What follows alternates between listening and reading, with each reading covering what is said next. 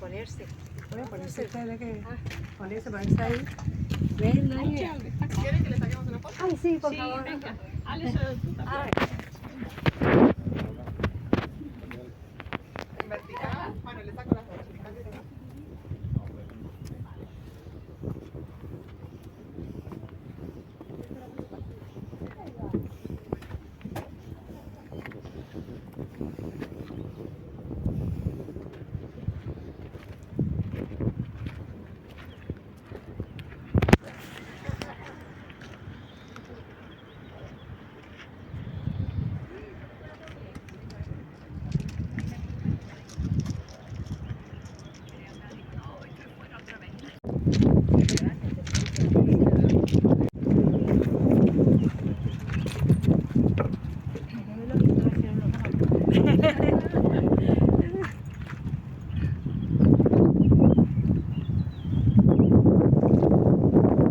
Diferentes enterramientos. Esta es otra zona de necrópolis. Recordamos otra vez, los romanos enterraban extramuros, por lo tanto todas estas tumbas ya son posteriores a la época romana, son de ese asentamiento visigodo que hubo después. Después vamos a ver algunas cosillas más sobre estos enterramientos. Primero nos vamos a dar la vuelta, vamos a mirar hacia el otro lado. Y aquí tenemos algo bastante más nuevo. Vamos a hacer un buen viaje en la historia hasta el siglo XVIII, que en el campo de Gibraltar es un momento muy importante. Tras el Tratado de Utrecht, España pierde el Peñón de Gibraltar, así que los españoles que vivían ahí se reubican por la zona. Es el momento en el que se funda el pueblo de San Roque y también muchas familias, además de en el pueblo, se reubican en los terrenos que había en los alrededores. Pues una de esas familias llega justo aquí a las ruinas, ¿no?, de estas antiguas ciudades, y otra cosa no, pero piedra había en Cartella, así que toda esa piedra la reutilizan y construyen aquí una casa de campo, una casa que se llamó el Cortijo del Rocadillo y que ha estado aquí durante más de 200 años.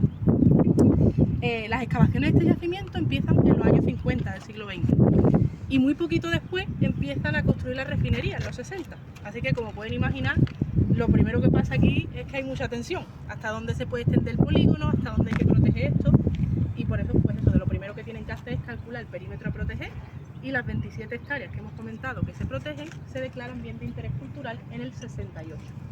Dentro de esas 27 hectáreas estaba esta vivienda, el Cortijo del Rocadillo, así que después de unos años que no sabían a ver cómo iban a solucionar este problema, finalmente en el 79 el gobierno acaba expropiando la casa y unos años después la derriba. ¿Qué nos queda hoy de la casa? Pues nos queda este suelo, que era el patio interior de la vivienda, lo que significa que todos nosotros estaríamos ahora dentro del Cortijo del Rocadillo. Y es más, esa escalinata tan bonita por la que hemos subido estaba enterrada debajo de la casa. Por eso se ha conservado así de bien, porque hasta hace muy poquito no la ha pisado nadie. Del cortijo conservamos el suelo del patio y la estructura que tenemos ahí, que es un pozo cubierto. Si se fijan, por detrás se adivina un abrevadero, y el abrevadero, como no, está hecho con trozos de columna romana. El reciclaje no lo hemos inventado nosotros, ya se venía haciendo desde siempre. En el próximo panel vamos a ver una fotografía de cómo era el foro cuando estaba esta vivienda en pie todavía. Muchas están datadas, pero al final es como encontrar esa fuerza. Con lo poquito que tenemos, pues es complicado, ¿no?, darle un sentido, una interpretación. Varias partes del yacimiento vamos a ver la activación de material. Vamos a seguir por aquí.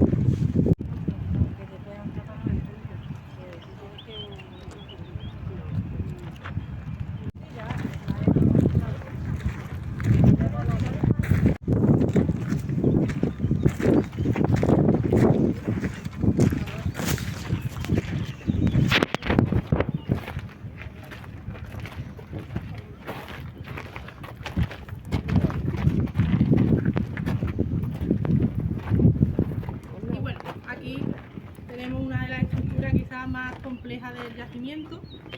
Toda la parte que observan blanca es original y es un material romano. Es un mortero impermeable que se llama opus minus. Por lo tanto, a la hora de analizar esta estructura, pues ya sabemos que es romana y que tenía agua u otro líquido dentro. Y ahora lo que los arqueólogos tratan de averiguar es para qué utilizaban esta estructura. Y en un principio, así, primer golpe de vista, nos recuerda una piscina, ¿verdad? Pero se ha descartado que tenga ese uso lúdico de baño, porque vamos a ver en otra parte de la visita que tenemos un edificio de termas con muchas piscinas destinadas a eso y que tienen unas características diferentes a esta. Esta, si la observamos, nos damos cuenta de que no está ubicada en cualquier sitio, sino que está a la espalda de un templo, un lugar sagrado. La estructura tiene estas formas semicirculares, ácidas y escaleras de entrada y de salida. Por eso, lo primero que piensan los arqueólogos es que esta estructura puede tener relación con el templo que hay a su lado para hacer rituales o algún tipo de purificación en torno a la deidad a la que se le dedicara el templo. También piensan, bueno, pues hay un momento en que los romanos se van haciendo cristianos, pudo funcionar como un baptisterio para el bautismo. Pasamos paganos, bautismo por inmersión, salimos cristianos. La cuestión es que para ambos tipos de usos, si nos damos cuenta, la estructura, además de ser bastante grande, sobre todo es muy profunda. Y los romanos, en su mayoría, no hay que imaginarlo como los gladiadores que nos venden en las películas de Hollywood, sino que eran más bajitos que nosotros, por lo que o no se llenaba del todo, o también otros arqueólogos apuestan por usos más funcionales, porque esta estructura, por ejemplo, fuera una cisterna, un depósito para recoger agua, como tenían muchas viviendas debajo también.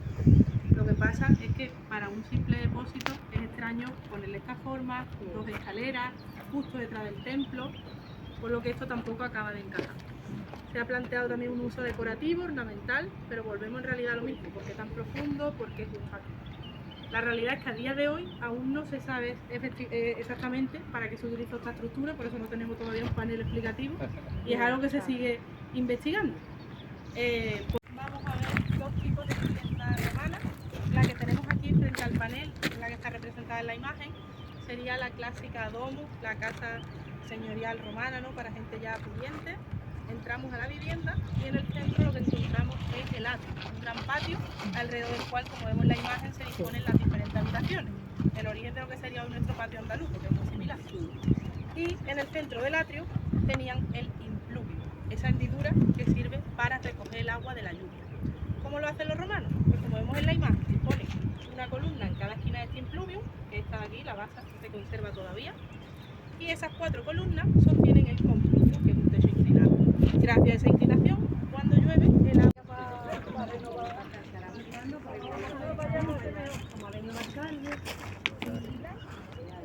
Vamos.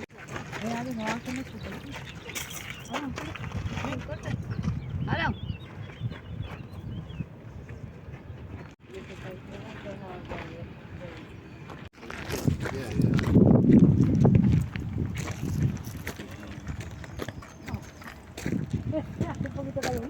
Hombre, y aquí Ya va pegando. yo siempre que puedo me refugio en la sombra. Porque está fresquito. Hombre, si no, se nota mucho la diferencia. Perfecto, la sombra.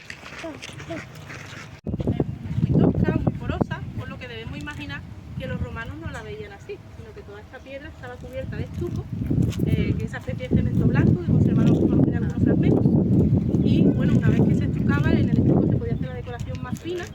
Y sobre todo hay que imaginar que este estuco estaba policromado. Todo esto estaría pintado de distintos colores, por lo que los edificios serían mucho más vistosos. Como restos decorativos pues podemos ver los dos tipos de fuste, uno es liso y el otro estriado, y varios capiteles. En este primero podemos observar 2 flores, en el siguiente pueden ser una hoja de acanto, puede ser un capitel corintio, que el acanto además es la planta que tenemos justo aquí en la entrada, que ahora está en primavera muy bonita. Sí. Y en el siguiente se ha interpretado que puede ser una vestal, una sacerdotisa de la diosa Vesta, así con los brazos abiertos. Ya tampoco se ve muy claro. Que como les decía, todo lo que son los elementos ornamentales que tienen mejor estado de conservación están arriba en el museo. In the housing area.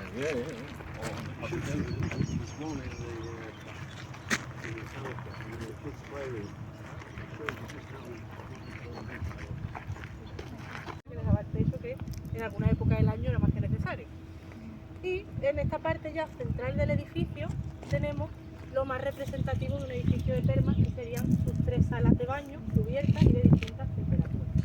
Estas 3 salas son la más grande, que es la que está en el centro con el ábside, con el semicírculo, es la Caldarium, la sala caliente. A su lado, más cerquita de nosotros, hay una sala que conserva unas columnillas pequeñas. Esa es la Tepidarium, la sala templada. Y junto a nosotros nos queda muy poquito de la temperatura restante, de la Frigidarium o sala fría. Estas 3 temperaturas son posibles gracias a un sistema que se llamaba hipocausto. Y el hipocausto es un sistema muy parecido a lo que en la actualidad son nuestros suelos radiantes. Consiste en que calentaban la sala por debajo de ella. Tenían un doble suelo que precisamente estaba sostenido por esas columnillas que vemos ahí y por ahí pasaba aire caliente calentando las salas que estaban. ¿De dónde procede ese calor? Pues procede de una sala de hornos de caldera donde estaban calentando el agua y todo ese calor que se genera no se pierde, sino que se reconduce y pasa por debajo de ella. Por lo tanto, esa sala de horno siempre se tiene que situar junto al caldario para aprovechar ese calor recién salido. Entonces es la que está justo detrás. Esas serían las calderas. El aire caliente pasaría bajo el caldario. En el caso del caldario no solo pasaba por debajo, sino que tenía unas cámaras de aire rodeando toda la sala, por lo que era una especie de sauna. Perdía mucha energía al calentarse el primer espacio, por eso a la sala contigua pasaba con mucho menos calor, la dejaba templadita, y a la sala fría no llega ese sistema de doble suelo, a temperatura ambiente con paredes de piedra pues más bien fresquita. La canción de la trinca sobre los franceses, es verdad.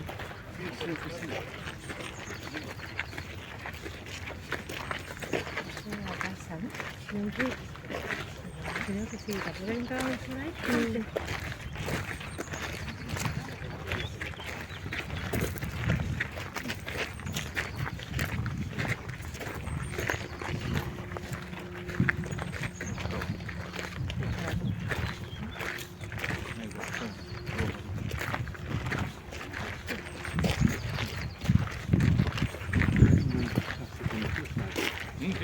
Es además mucho más grande que la que hemos visto antes en el foro.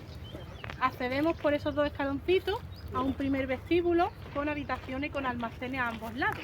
Y ese vestíbulo nos conduce a un pasillito que está ahora cubierto de piedra blanca. Ese pasillo en su momento era un peristilo, un pasillo con columnas que iba rodeando el gran patio central o el gran atrio de la casa. ¿Qué nos indica esto? Que la vivienda hacia atrás se debía extender muchísimo, que con el paso del tiempo el terreno ha cedido y se ha perdido, ¿no?, la gran mayoría de esta casa. Aún así, en ella hemos encontrado los poquitos mosaicos que tenemos excavados en Cartella. Los mosaicos no se han restaurado, siguen aquí, ahora mismo están tapados con una tela y con la piedra blanca, pero son muy similares a los que vemos en el panel en las reproducciones coloreados en negro. En este caso, mosaicos de forma geométrica que se ubican en ese pasillo del peristilo de atrás y en la sala que está junto al pino, que desde aquí no apreciamos. En esa imagen, en esa viñeta que tenemos ahí debajo,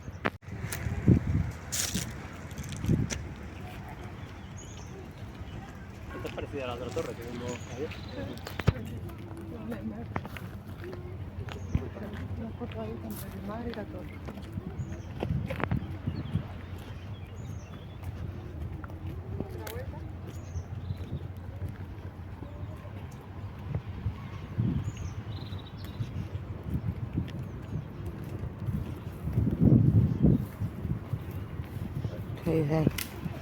Sistema defensivo.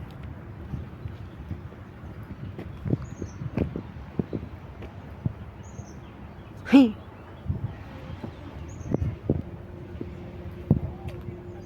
piedras, y aquí vamos a romper un poquito ese mito tan extendido de que se lanzaba aceite invierno. El aceite, como sabemos, no es un producto precisamente barato.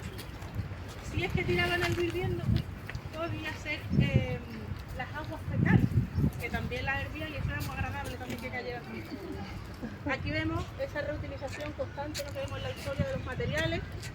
Uno de estos sillares de la piedra ostionera, que se ven además súper bien los fósiles en este, pues sirven muchos siglos después para hacer la torre. Arriba vemos también uno de arenisca de los cartagineses, aquí pues han ido empleando ambos tipos de piedra hasta hacer los aproximados 12 metros que tiene la torre. Y vamos a ir bajando, vamos a pasar viendo la muralla. Este es el ancho que tenía.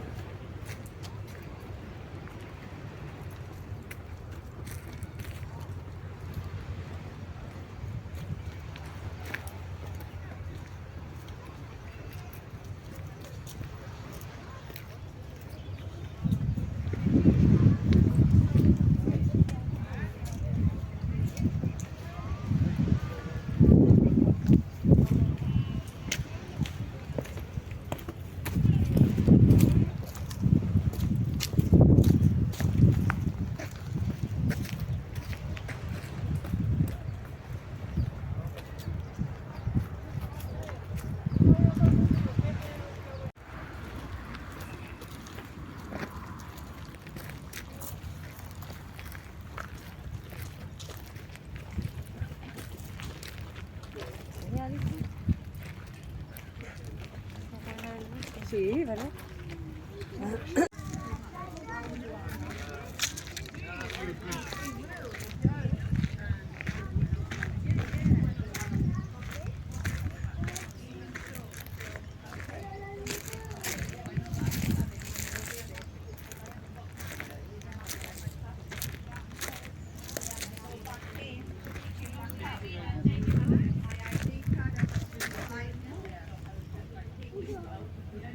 Elegido hacia la parte de Jerez, no he querido de que esto se supiera.